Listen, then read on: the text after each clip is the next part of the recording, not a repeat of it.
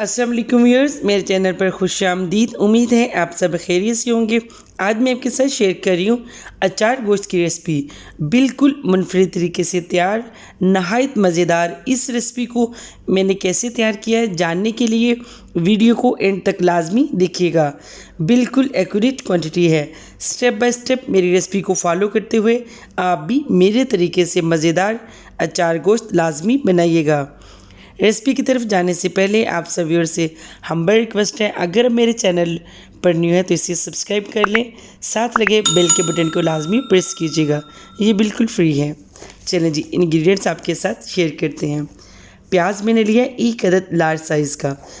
गाय का गोश्त मैंने लिया 750 ग्राम, इसे मैंने क्यूब शेप में कट करवा लिया था।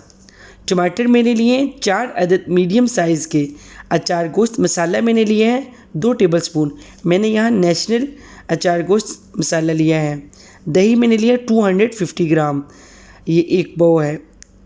हरा धनिया मैंने लिया 1 गट्ठी। हरी मिर्ची मैंने लिए हैं 5 अदद। सूखा धनिया मैंने लिया 1 टेबलस्पून। अदरक का पेस्ट मैंने लिया 1 टेबलस्पून। लहसुन का पेस्ट मैंने लिया है 1 टेबलस्पून। नमक मैंने लिया है 1 टीस्पून। लेमन जूस मैंने लिया है 2 टेबलस्पून।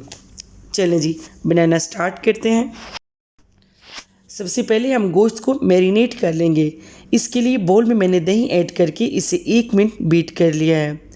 दही बीट हो चुका है। अभी मैं इसमें दूसरे मसाले सूखा धनिया, लहसुन, अदरक, नमक, अचार गोश्त मसाला ऐड करके अच्छी तरह से मिक्स कर लूँगी।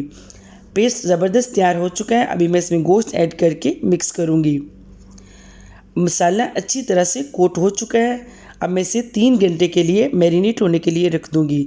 अगर मुर्गी का गोश्त है तो आप एट अ टाइम भी पका सकते हैं।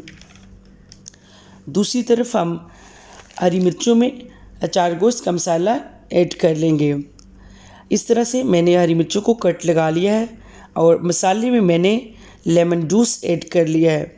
वीडियो में आप देख सकते हैं किस तरह से मैंने सारी हरी मिर्चों में मसाले को फिल करके रख दिया है। 3 घंटे हो चुके हैं। गोश्त हमारा अच्छी तरह से मैरिनेट हो चुका है। अभी हम इसे कुक करेंगे। प्रेशर कुकर में मैंने हाफ कप ऑयल ऐड कर लिया है। ऑयल गर्म हो चुका है। अभी मैं इसमें प्याज ऐड करके लाइट ब्राउन होने तक कुक करूँगी। 2 दालचीनी की स्टिक्स और 1 टीस्पून मैंने इसमें ज़ीरा भी ऐड किया है। ये ऑप्शनल है, लेकिन इससे इसके टेस्ट में बहुत इजाफा हो जाता है। प्याज फ्राई हो चुके हैं। अभी मैं इसमें मैरिनेट किया हुआ गोश्त ऐड करके फ्राई करूँगी। जब तक ऑयल ऊपर ना आ जाए मैं इसे मुसलसल फ्राई करती रहूँगी। ये देखें, ऑयल ऊपर आ चुका है। अभी मैं इसमें टमाटर ऐड कर लूँगी।